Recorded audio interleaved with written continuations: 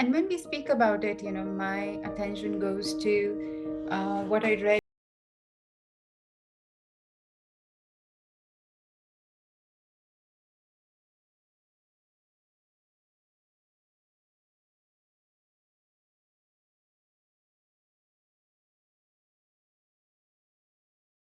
Pleasant of our behavior.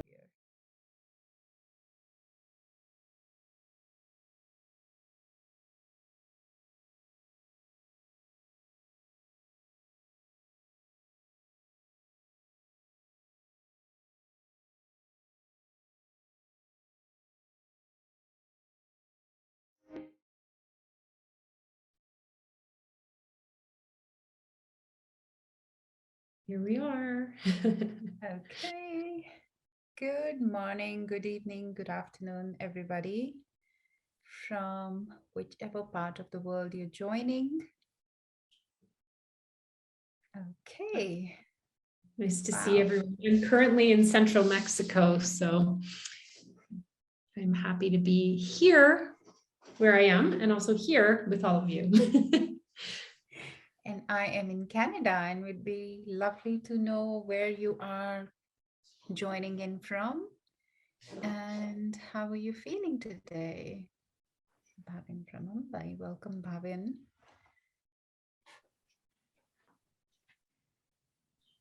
Okay. Los Angeles. Oh, Dav. Hi, Dav. Wanda from Arizona. Preeti from Ghana. Nirvana, wow. What a lovely international Italy. Oh my Wow. God. Lovely. Yeah, nice to meet everyone here. Busy in a good way. That's awesome. That's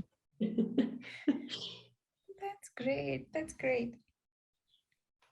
So today you'll be having me and Tracy having and holding a generative conversation on the topic of motivation. And just before you guys joined in, we were thinking that a year back, we used to have these conversations and wonder what would it be like when others get to hear what we talk and how we talk. And here we are in Yeah. conversation with all of you. So I am quite grateful that you guys are joining us. And so, Tracy, before we begin our subject, I had a question in my mind, is that how do we look at motivation? How do we feel and sense? And while we do go on our chat, I would encourage everybody to please, whatever idea come to you, this question is for you as well, as to how do you look at motivation, or whenever you hear the word motivation, what comes up for you? Be active, be open, keep sharing with us in the chat box. Yeah, please. So, it's interesting, as I was reflecting on motivation this morning, I was thinking about intent, and I remember that Ram once said something beautiful, like everything arises out of an intent. And really, when we think about that, that's really intertwined with motivation, right? Everything that we do is towards some sort of motive. There's something underlying, whether we're conscious of it or not, you know? So it's just really interesting to kind of reflect on the idea of motivation as something we want to move towards, but also, and that's the way we tend to think about it, but also something that already exists and is already playing out in our every action. Yeah, that's beautiful. And I'm just going through the chat box and have all sort of resonating ideas, like intrinsic propelling force comes through action, something internally keeps on going. Why do I do what I do? Motivation is drive, having positive mindset, faith, hope. The why within, what drives a warm feeling that helps me to want to do more. Yeah. That's a beautiful feeling, David. And I when see we here speak. the why behind the what, which I love as well, right? Yes, Yeah. why behind the what? Hmm. Okay, so this is more like a thought or an idea. Let's just think a little bit on how do we experience motivation? How do we experience whatever we think is motivation? What happens uh, within us that shows us that, okay, we are experiencing motivation or demotivation, so to say?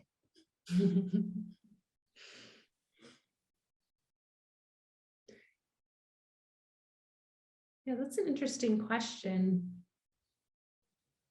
So in a sense, what I'm hearing is like the motivation's always there, but what is our awareness and our experience with it? Yeah. Yeah. Donna is saying you get energized. Lucky Nair says high productivity. When you're successful in something you're doing, you get motivated. When we taste achievement, we want more. Mm. Shift in energy to do something. We're mentally charged. Yeah. Energized, driven, eager. Yes. Hi, Ghulam Reza. Uh, Naomi says motivation involves the biological, emotional, social, and cognitive force that activates behavior. Lovely. So I really connect with the way the energies, energized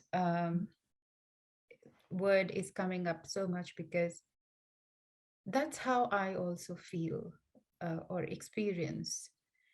It's like sometimes there is something that really pulls me towards it, draws me. And I get drawn to something, or when I feel like, okay, yes, there's a lot of energy surging in the body and say, okay, let's get going and let's keep doing some things. And some other times when I'm like laid back, feeling like, yes, there is a lot going on here. Like I've got to-do list, I've got tasks to do, but I'm like, no, nothing is happening. So I think that's experiencing lack of motivation or lack of that energy, which would help me go towards a certain direction. And with this, what I found interesting, Tracy, when we were speaking last time, you were speaking something about uh, extrinsic and intrinsic motivations. And I think that would be really good to explore. Like, what happens with extrinsic and intrinsic motivations? Yeah. Well, it's interesting, you know, when you were talking about to-do lists, I was thinking that might be an extrinsic motivation, right? Like when we think about something and we think about checking it off our to-do list, it becomes about the act of something that's going to happen once it's done and accomplished, right? Versus the process itself, right? And of course we've talked about this before, but I mean, life involves both. If we're, you know, if we're existing in the modern world and getting a paycheck or going to school or doing anything that involves some level of goal that will result in even a reward or punishment, for lack of a better word, right? A Yeah. loss of something, let's say a gain or a loss, maybe that's a better way of phrasing it, then it's going to be an extrinsic motivation. And those are there. But then the intrinsic motivation is that connection to like our inner purpose, right? And I almost feel like that connection to the in the moment of something versus the future reward. Yeah. It's interesting because when you were saying that, I immediately went to that carrot and stick. Yeah. example or policy, or how even as children, children around us, how do we make them do certain things is by the same thing, like reward, like encouragement. If they've done something and we encourage them for that, they'll be encouraged or motivated eventually to do more. And what that made me think is that this is how we also sort of connect and develop our value systems. Like, what are the things we are appreciated or encouraged for? What are the things that we got reprimanded for while we've been growing up?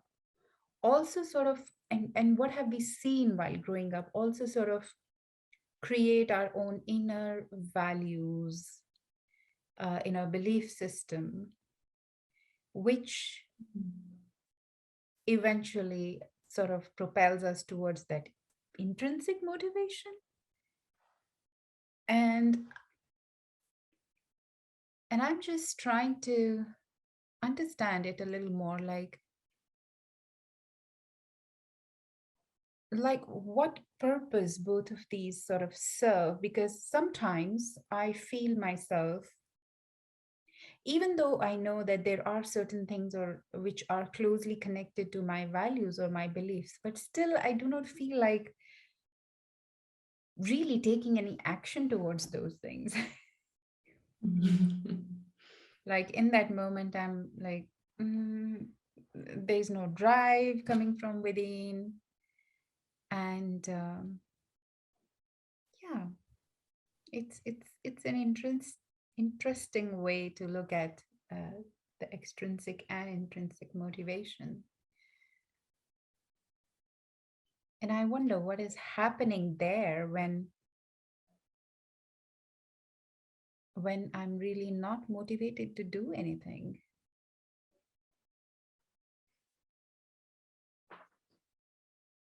Yeah, that's interesting. I can connect to that because there's times that I'll know that I'll just put it in very simple. There's things that I genuinely enjoy and I know they're good for me and they connect to my values, you know? So like meditating, for example, it's something that I know it's an extrinsic and an intrinsic factor for me, right? Like I started meditating because it was a way for me to control my anxiety and control is an interesting word. It was a management tool for me, right? And then it became just a part of my daily life.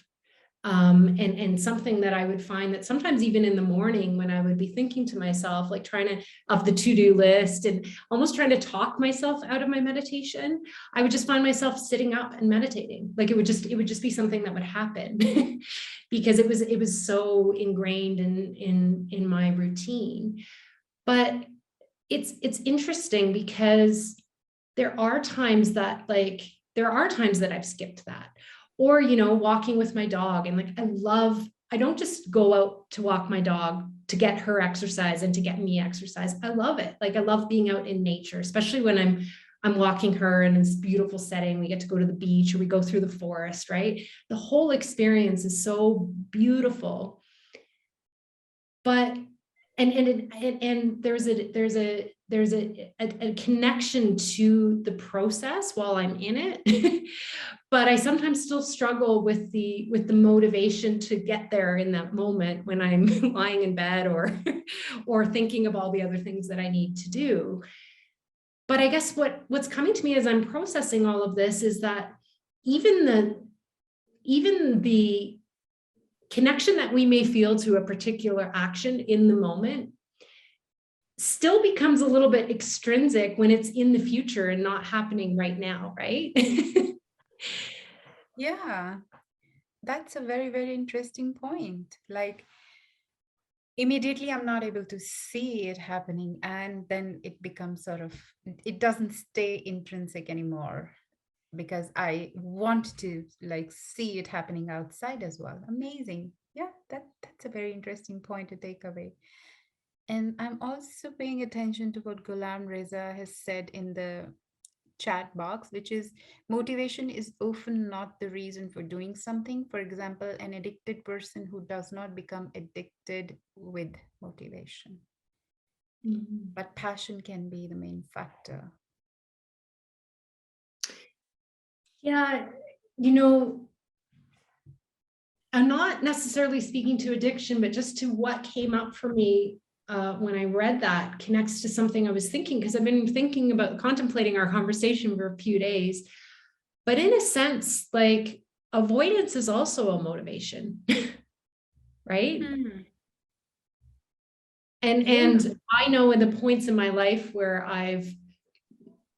I've done anything that resembles addiction, it's usually in a level of an avoidance of something else. Yeah.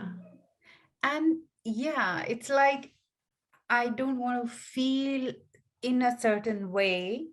And Mhm. that's why I'm driven to go the opposite side.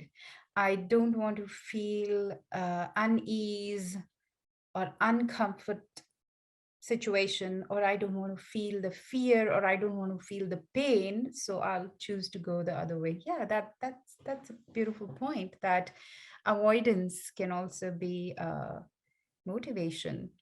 And that helps me also think of another idea, that sometimes the way we look at, and it takes me back to my student days when we were doing MBA. So whole lot of these motivational theories that we read, and one of them was this two-factor theory from Herzberg, which says there are some hygiene and some motivator factors.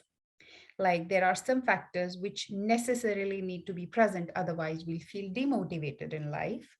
And then there are certain other factors which are motivators. So these are basically studies conducted to see what makes people in workspace be more motivating. Mhm. And how I am thinking of that idea is, there are so many examples in and around our life where people who've had all of these hygiene factors missing in their lives, they've lived such adverse lives and they've gone through crisis, but still that adversity ended up becoming the great motivation for them. It's Mhm. like, I do not have the congenial healthy living conditions, or I do not have money to for education or support around me. So necessarily these factors would be demotivating for majority of us.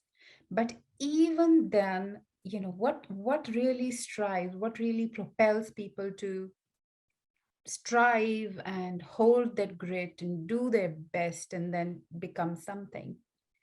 So, in some ways, the absence of those factors is also working as a motivation.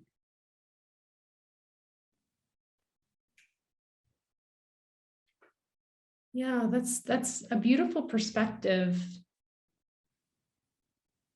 And I think I know last week, I haven't caught up with the webinar, but the topic was from crisis to creation. And essentially that's what that is, right? When your crisis becomes a motivating factor for change in your life, even without that awareness, if that's what it is, right? Um, wow. And I guess that's when it motivates us to do something different. Hmm.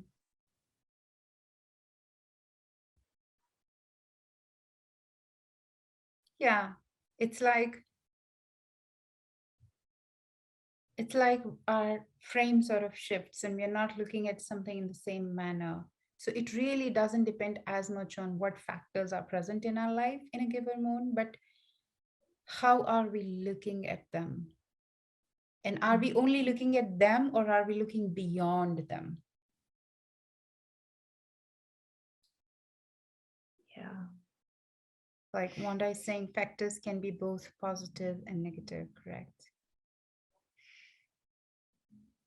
Yeah. And what before we met, before we went live, we were talking about this something that I had heard yesterday from a podcast. So it was Joseph Goldstein giving a talk on efforting in meditation. And he quoted something from the sutras, which is whatever has the nature to arise will also pass away, right? And so I was thinking about that and how it relates to extrinsic motivation, because everything will pass. We know this too shall pass. Everything will at some point pass. And so when we only have that connection to an extrinsic motive, at some point, if we haven't connected to it from within, it's no longer going to continue to keep us going, right? And we've seen that. We've seen that when we have these small goals that are linked to certain things, and then, we achieve them, and then we go back to our old ways. And I was thinking about that in that idea of, as well, sometimes lack or crisis or anything like that motivates us, is you hear those stories about people that come from the most extreme circumstances and they're driven to succeed, and once they achieve success, they're not happy. Right? And so I'm just thinking about that in terms of intrinsic and extrinsic motivation, and how, if that's all that we see our success being as something outside of us, then it's always going to be elusive, even when we've achieved it. Exactly. And then how long it will sustain, and how long it's staying.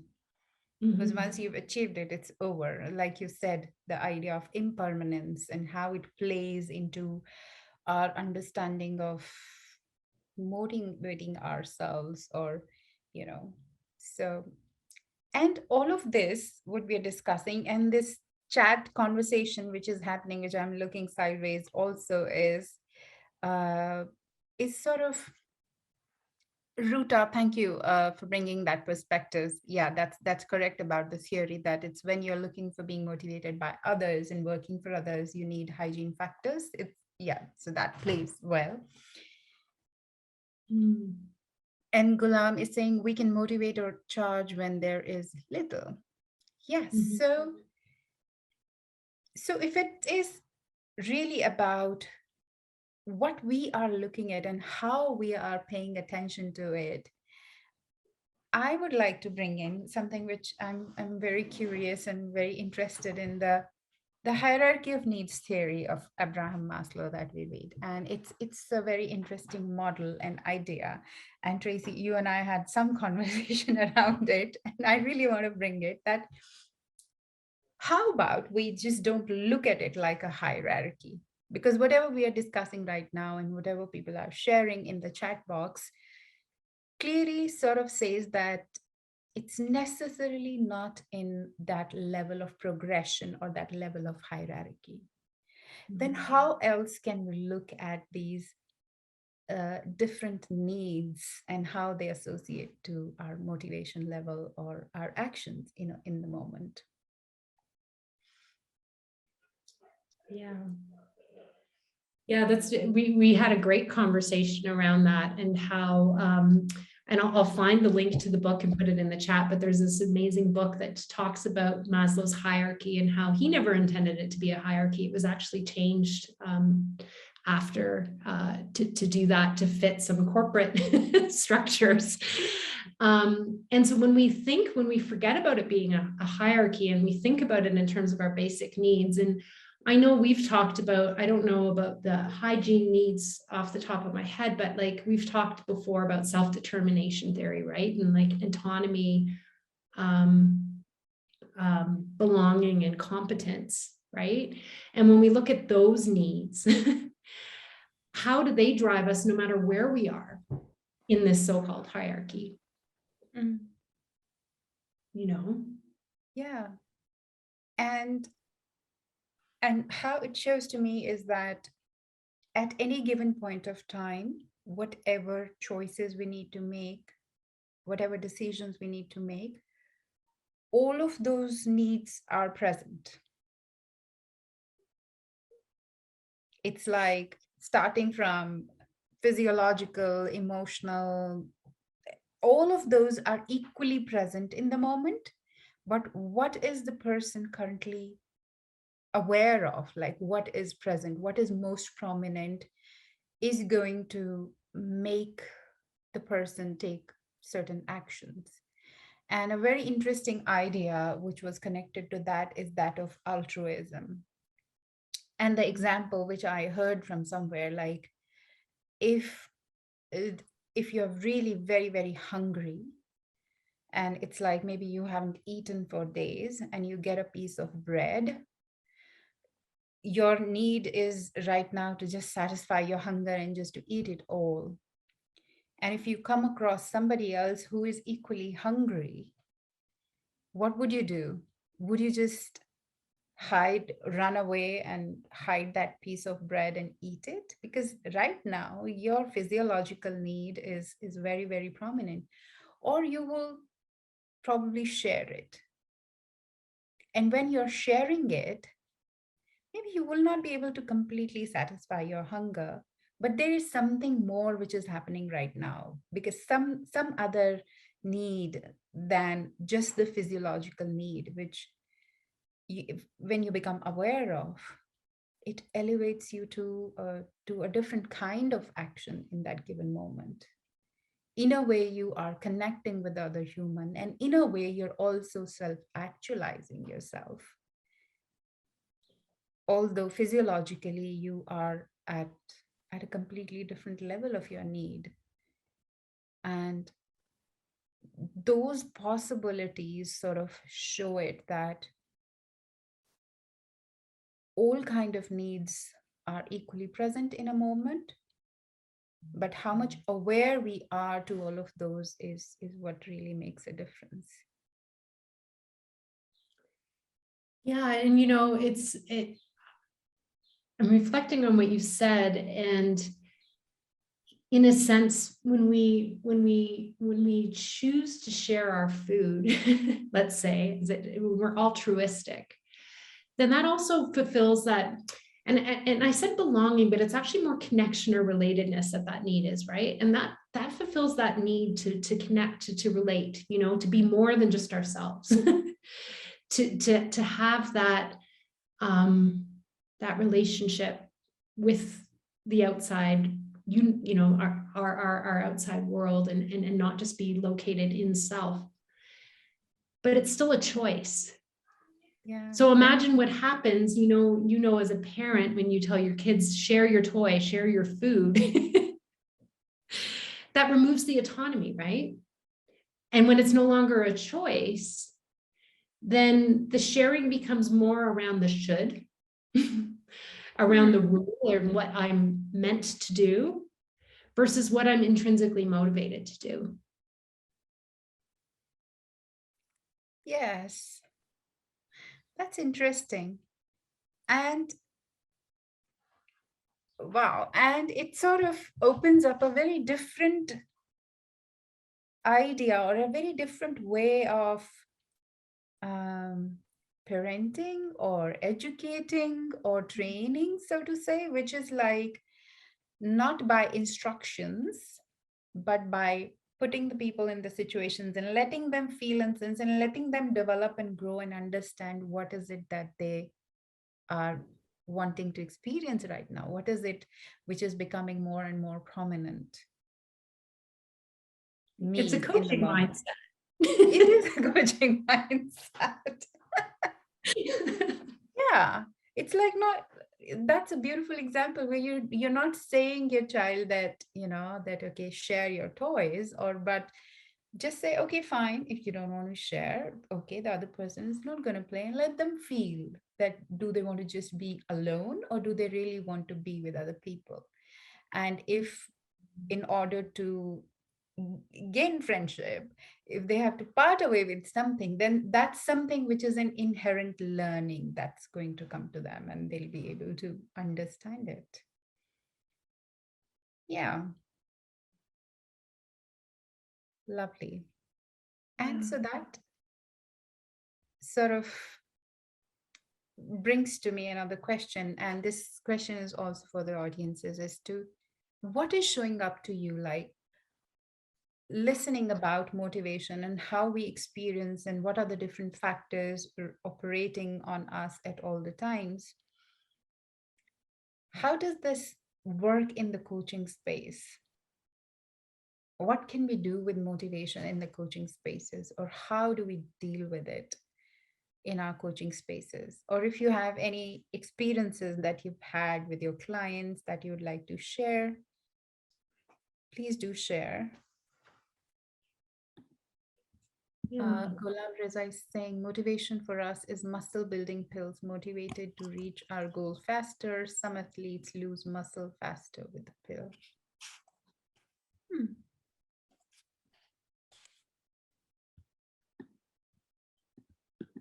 Kausar is saying motivation goes hand in hand with self worth. What do you think Hmm. about that, Tracy?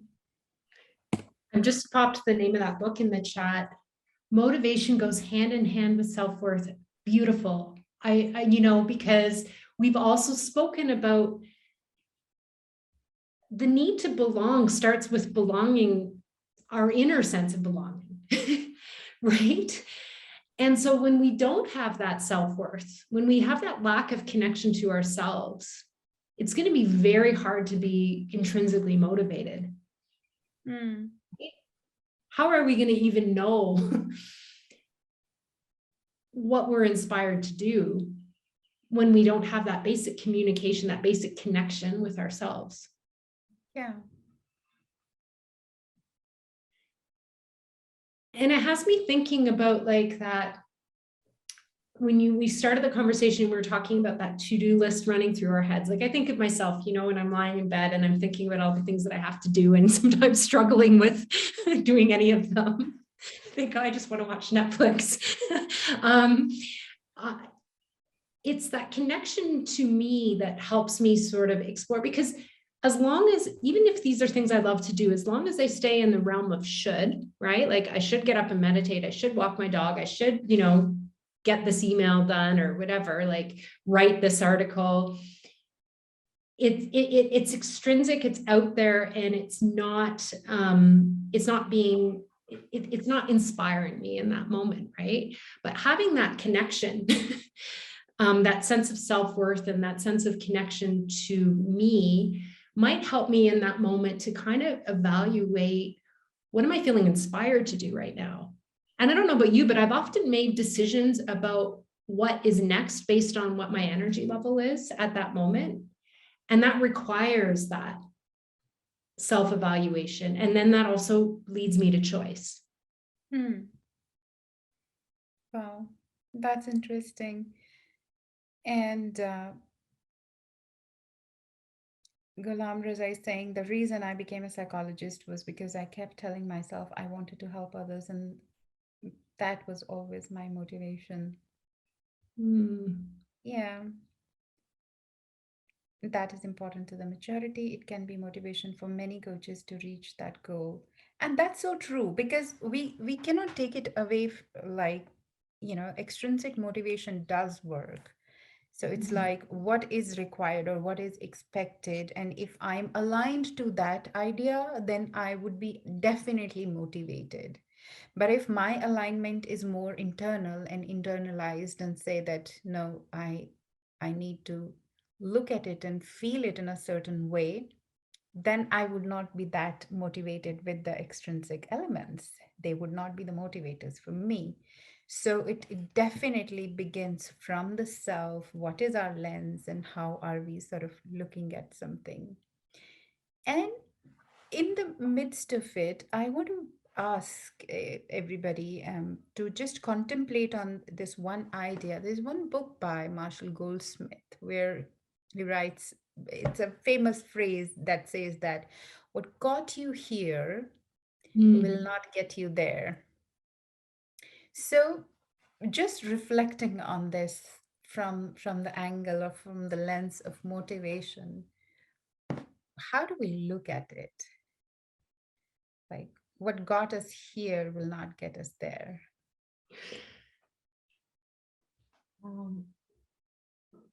There's,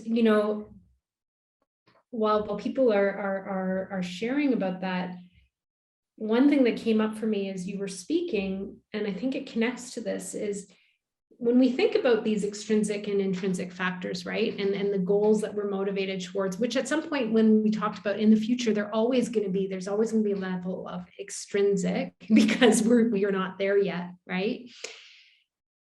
Where coaching comes in, and we talk about the importance of that like 3.3 marker, right? Like, what is meaningful and important to us about the goal? And that's where we're intrinsic. That's where our intrinsic connection is. Yeah. But yeah, the what got you here won't get you there kind of takes the element of intention and action, I think, towards this future goal. I don't know, sorry, this is all bubbling up for me and the points aren't really connecting, right? But it looks that I think that's really where we come in as coaches. Yeah. Because if we aren't there yet, there's a reason. Yeah. And it's like when all of those factors that were important, all of those reasons that really motivated or inspired us to do something are no longer the reasons, what will keep us going? What will keep us stay on the course? Like when we talk about motivation and then the drive and the needs, so needs is basically just a sense of lack of something within us, which makes us feel that yes, there is a need emerging. When we do not feel lacking anymore, when we feel fulfilled, will we stop being active? Will we stop going on the course with the same kind of enthusiasm and energy? What will happen then? What would really be driving us is my question. And I feel like, one thing that I have thought about a lot is that I never want to stop learning. Right? Like there's always going to be something to learn. And we talked about this once when we had the conversation, like we wouldn't even be able to, even if we dedicated all our waking hours, even if we slept to the minimum of possible, to reading all the great books in the world, we wouldn't have enough time in our lives to do it. No matter how long we live, a human life isn't long enough, right? And it's like that with learning and with experience and everything else. So, in a sense, like recognizing that there's always going to be a moving target.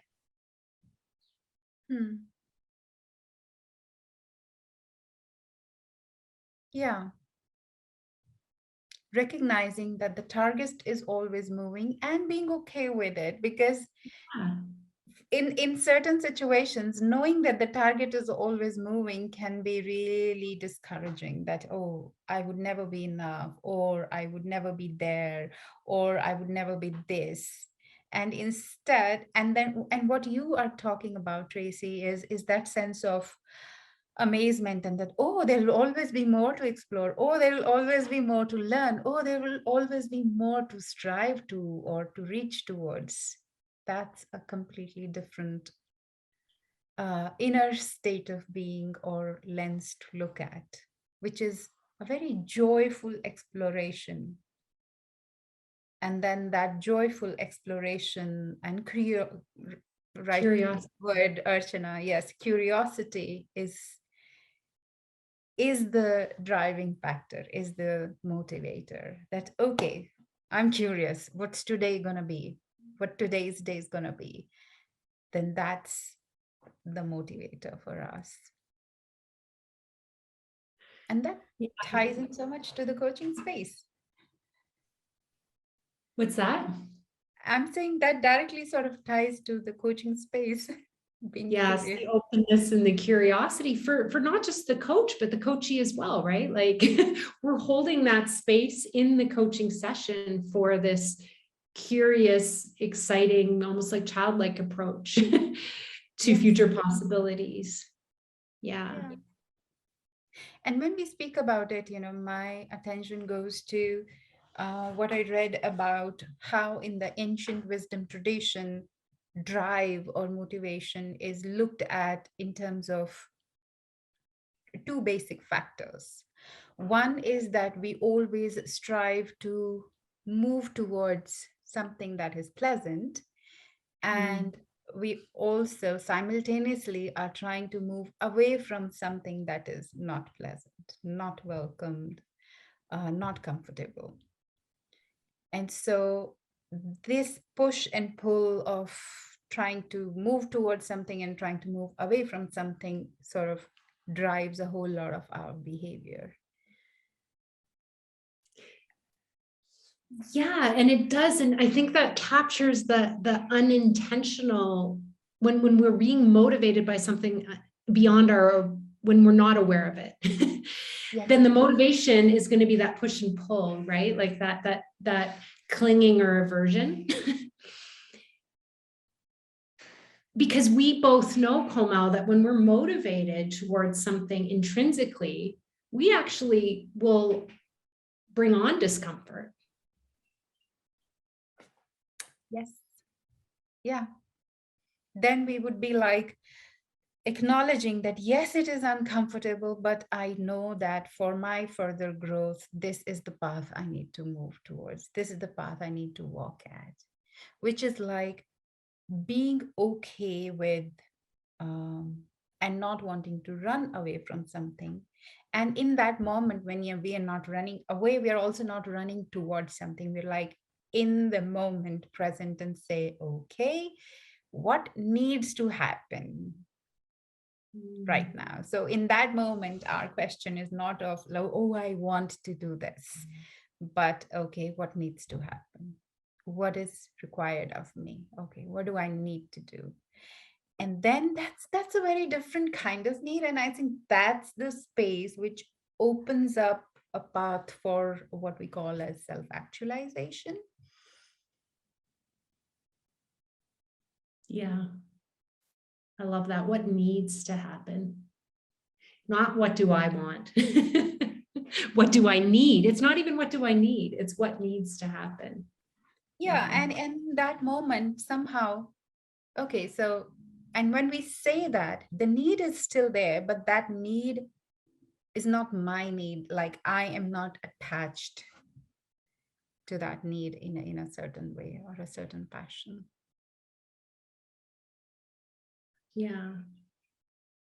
So in a way, it's that non-attachment, and it's that almost becoming the observer in that moment to the need. Yes. Yeah. Beautiful. So how do we do that? How do we connect that as coaches when we're working with clients that have transactional goals? That's a very good question. That's a very good question. Okay. Participants, that question is for you. How do we bring that awareness in the space of coaching for our clients? Kauser is saying want implies control, and there is much connection to rational and intuitive tendencies. Would you like to explain it further, Kauser? Ailing is saying, not my need, I'm not attached to it. Love that. Thank you. Any idea, any thoughts? What's coming up to you when you listen that question? Thank you. Thank you, Ellen.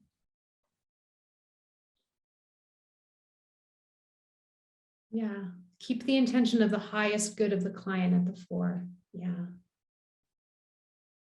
And that's a great observation, Ashlyn. Like, what if transactional goals are what is needed?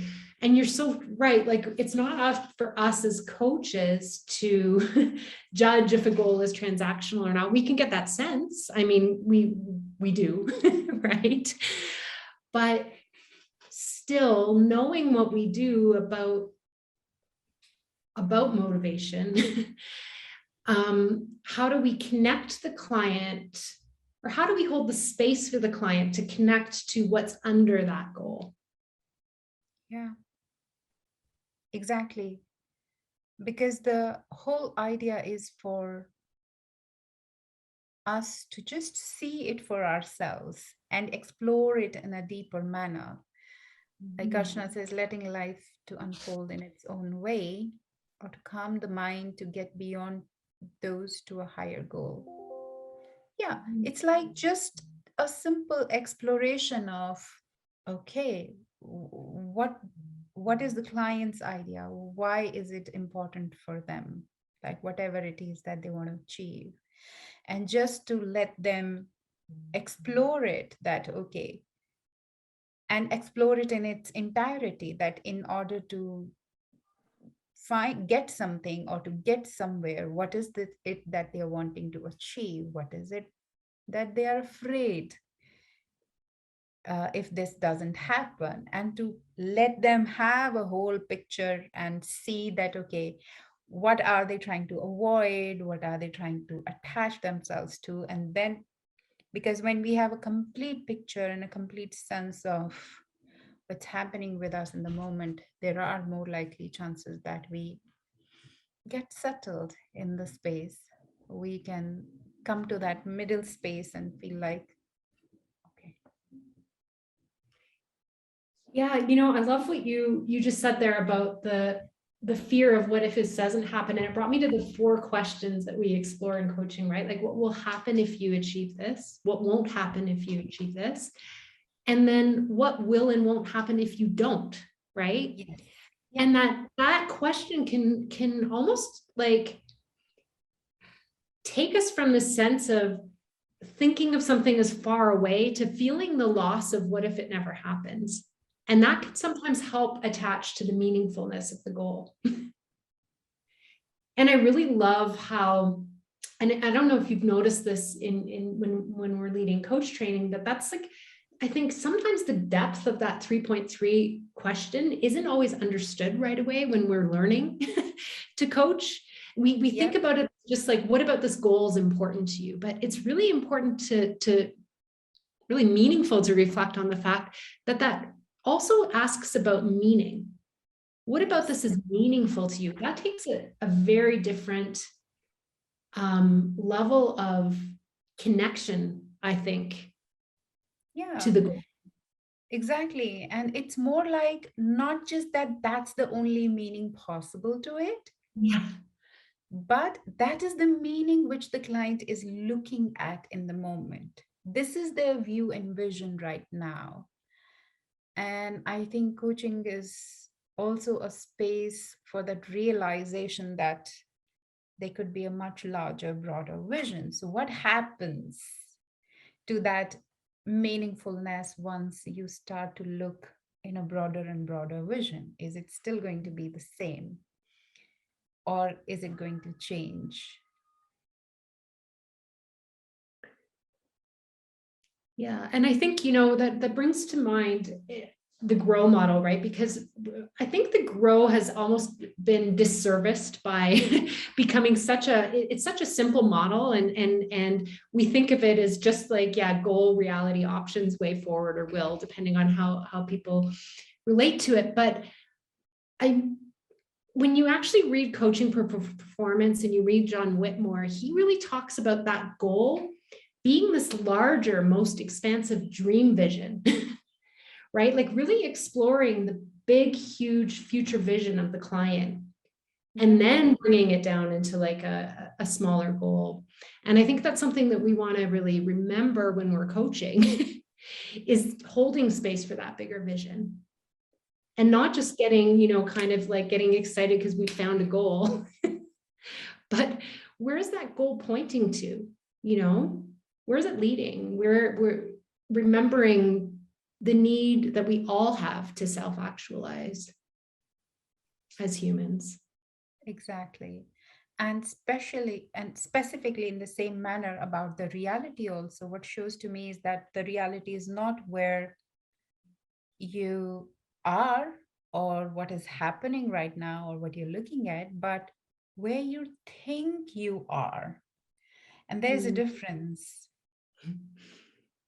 because the I think the key is not just to assess where we are, but to come to a realization that we're thinking we are here, that we are seeing ourselves to be here in this space. We are seeing reality in some specific way. And and I think that awareness is the key. So true. And, like when we think about that, that's where we think about in our reality, there are blind spots. And recently, with the program that we're doing, one of the leaders shared something that I think is so powerful, that our blind spots also include our strengths, right? Yeah. We have hidden strengths that we're not aware of. And because we're not aware, they're in our blind spots. And that's in our reality. So when we're Yeah. helping explore the reality, we're looking at all of the, like you said, I love that. Like clients come in, we all come in with this idea of what our reality is, and yet it's so much more. Exactly. And that's what we can hold space for in the coaching, in when we're coaching. Yeah, and it shows to me that if we can just start the exploration from the point of motivation, the current motivation of the client, it gives us a view of what is their perception of their current reality. And when it sort of expands, how much more the motivation is going to grow and expand, and in what different way they'll be sort of uh, motivated towards their goal or whatever decision that they want to make. Yeah. And that's where it ties into competence, right? Because we talked about self-determination theory and autonomy and connection and competence. And so as the reality is explored, and as we see that there's, strengths that we're not aware of and possibilities already existing within us, Yeah. then there's that feeling of competence that gives that further inward push towards our motivation. Amazing. So as much as this conversation is interesting to me, as always, I want to just touch base once with the audience and say what is showing up for you, transforming their motivation into realization. Love Thank that. you, Nimi. Yeah. To build new habits, there has to be a shift from unconscious incompetence to conscious incompetence through conscious awareness. Thank you, Rahul. Yeah. So, so what is showing up for you all into what you're listening into this generated conversation that you're a part of? What is showing up? What is coming across to you as that, okay, this is something that I can take away and can experiment with my coaching or with clients?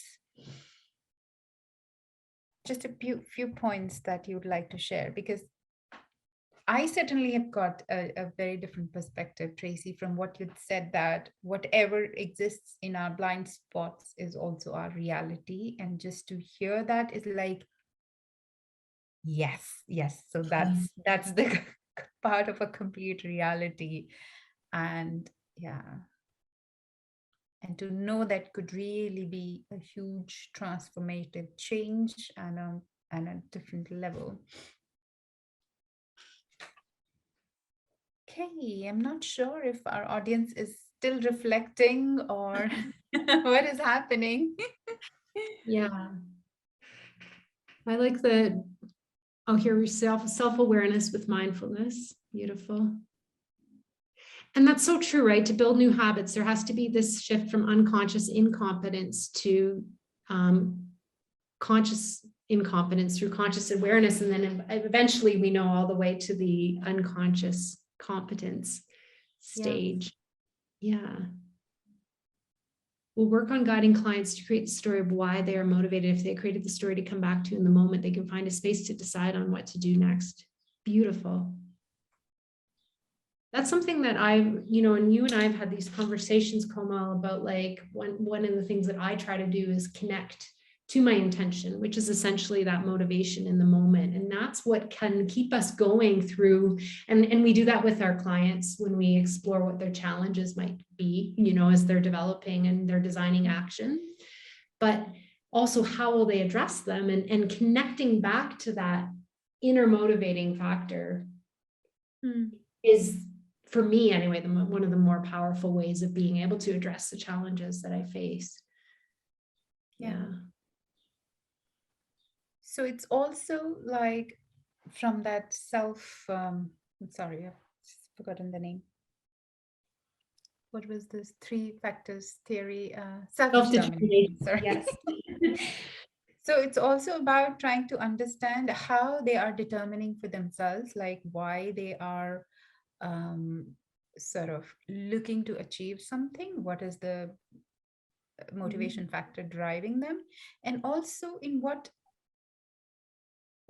way they are motivated. Like, are they, so just by looking at, you know, what I'm trying to avoid, what I'm trying to achieve, and are they in that central state where further exploration can happen, or are they still to just come to that space where they are open and they're free to explore beyond whatever they are currently looking at? I think if we can just stay in that space a little longer with our clients, explore a little deeper freely, without having the need to rush to the to the next questions or next topics, I think that can bring a whole lot of important um, awareness for both the client and for the coach in a conversation or in a session.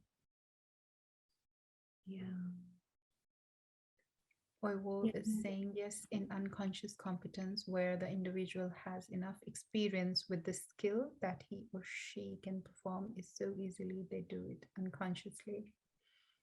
Yeah. I love that they will work more on the being than on results. Beautiful. Yes. Bring your presence to the conversation, create a sacred space, and shine your light into that space. Wow. Yeah, what you said, Komal, like stay in that space a little longer with clients. And that just brought to mind, the pause. Yeah. Right? When we can pause, which I didn't do just there, there's so much more possibility that can be there, right? Like that's where how many times have you noticed that, like, sometimes as a coach, I've noticed this myself, that I'll be pausing to sort of think about, okay, where do we go next? And as I do that, the client just starts bubbling up with more, And so we have to remember our own motivation when we're in coaching, I think, as well. Are we just looking at ourselves as being motivated to get to a successful outcome in our session and forgetting why we're there? I'm working towards being appreciated as a good coach, and I'm moving away from being like, oh my god, lousy coach, couldn't even get me my goal by the end of the conversation. Is that my motivation? or just that middle space of, oh yes, it's a joyful space of exploration, and let's just stay in it and see what shows up. Yeah, that's a good point. Like, even before we look at our client's motivation, what is our motivation as a coach in that space? Yeah. Are we sort of, it's quite funny. I don't think it happens with quite a lot, but it would be very funny to look. I asked a question and yes, that was a good question. And then, oh my God, I don't know what to ask next. Oh my God, that's amazing. Oh my God. So it's like not grounded at all. Okay, that was a little bit fun. I love it. Yeah. Thank you. Okay, thank you, Bhavin. Thank you so much. Okay, so we didn't intend this conversation to actually converge at 3.3 and take into the deeper places, but I'm glad it did. Mhm. and and I am actually from this conversation taking away some really good ways of being a little longer with that competency, spending a little more time exploring the motivation with the client and see what shows up. Yeah, absolutely. And I'm really taking away that idea of like allowing that space to flourish in the conversation, right? Like allowing the room for more exploration and looking at my own motivation in the moment as a coach. Yeah. Yeah, that's great. Thanks, Thank you everybody. so much, everybody, for joining with us. And I think somebody asked if this chat is available. I don't know if the chat is saved or not, but the session definitely is recorded and is saved on the YouTube channel. So you can always go back there and have a look again. Yes, and if you, before you exit, if you go to the bottom of the chat, it would be the bottom right. There's 3 dots. You can click on that and save the chat, and it'll save to your hard drive as well. Oh, I don't know what happens if you're on your phone, but yes. oh, that's interesting. Yeah, okay. That's a new Oh, point for me. Thank you so much, Tracy, thank as you, Komal. always. Thank you, everyone, And for being here and contributing so beautifully to the conversation. yes, absolutely. Thank you all. Have a great day, great night, great afternoon. Yes. Bye, everyone. Thank you. Bye.